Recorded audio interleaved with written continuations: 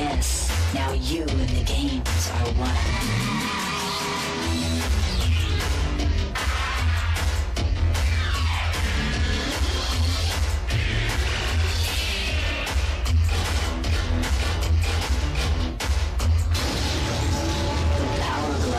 Everything else is child's play.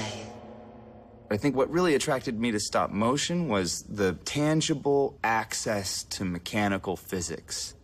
You're taking these completely inanimate objects and you're bringing them to life. You're engaging with the physics of the object in a way that really you can't get that access in 2D animation or in CG.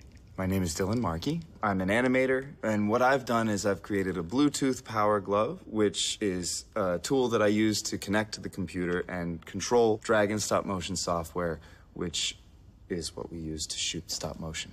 A few years ago, I was animating a shot on a much larger stage, and I needed to move from one side of the stage to the other side of the stage, and then back to animate the camera. And I remember thinking, like, carrying this USB attached numeric keypad all around the stage with me. And I was like, why don't I just have this on my arm? Why can't I just, and you know, for me, when I thought like, oh, I want something on my arm, like what would I want to animate with all day? And you know, this device, this aesthetic was the one that I wanted. I had to have a power glove on my arm. Other than the fact that the power glove just looks awesome, it's the quintessential part of my childhood. I can't imagine my childhood without the power glove.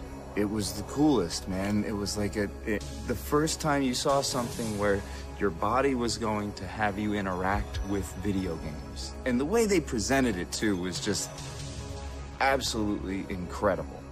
They premiered it in this movie called The Wizard with Fred Savage. These three kids ran away from home to take their autistic little brother to the World Gaming Championships in California. And they got there, and there was this kid, Lucas, who had a power glove. It was the coolest scene. Lucas comes out, and he was like, I love the power glove. It's so bad. And you're just like, I love the power glove too, oh my God. It was awesome. I didn't have any experience with it at all. I never did any electronics or anything like that. I was asking around a whole lot. A couple of my friends who did have experience with DIY electronics kind of stuff, they were sort of pushing me in the right directions and pointing me around. In the end, I ended up just mentioning it to one of the people who works in the studio. And she was like, oh yeah, my husband's an electrical engineer. I was like, whoa, we gotta talk. And so I got in touch with him when he was like, oh yeah, you should just like make a circuit board or something. So we started doing some measurements. I went online and got all the other stuff that I needed. I had the power glove. I gotta just take it apart. In like a couple of days, we had this circuit board, and then got it, wired it up, and it worked. I put step forward and backward on the arrow pad because I wanted to be able to click back and forth through my frames like this. I put play as the center button right here. B is capture 2 frames, and A is capture 1 frame. Those are 2 of the most important controls that I ever use. It's mostly these 2, and then this, and then these 2. But the whole number pad is really useful to have because there's all kinds of things you can program and drag in to be a keypad press. Anyway, so that's the Bluetooth keyboard, all right here. Then I've got this right here, which is my tweezers, and I put them on a retractable cord.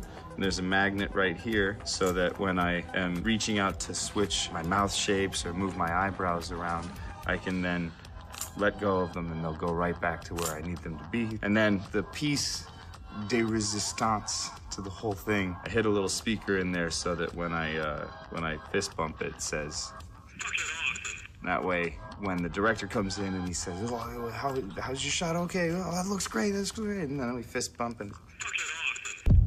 When you get into the animation, when you get into a shot, you really lose the world around you. Everybody calls it in the zone when you're animating. All these stages are just blocked off by black curtains, and when your shot gets launched, as they call it, they close the curtains, and it's just you and the puppets until the shot's done. In order to be a more successful animator, you need to be a little bit of a glutton for punishment, really. You gotta be willing to stand up all day, bent over a table, reaching sometimes 4 feet forward, and holding those positions for 10 hours a day.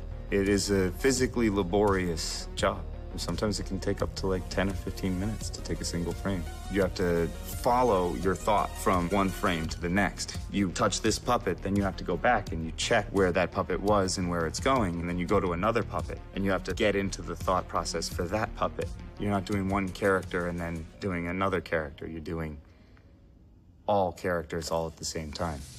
The first thing I animated with the Power Glove was actually really special. It was for a show called Friendship All-Stars of Friendship. The episode that I was animating was Shigeru Miyamoto and Bill Gates hanging out in a jacuzzi.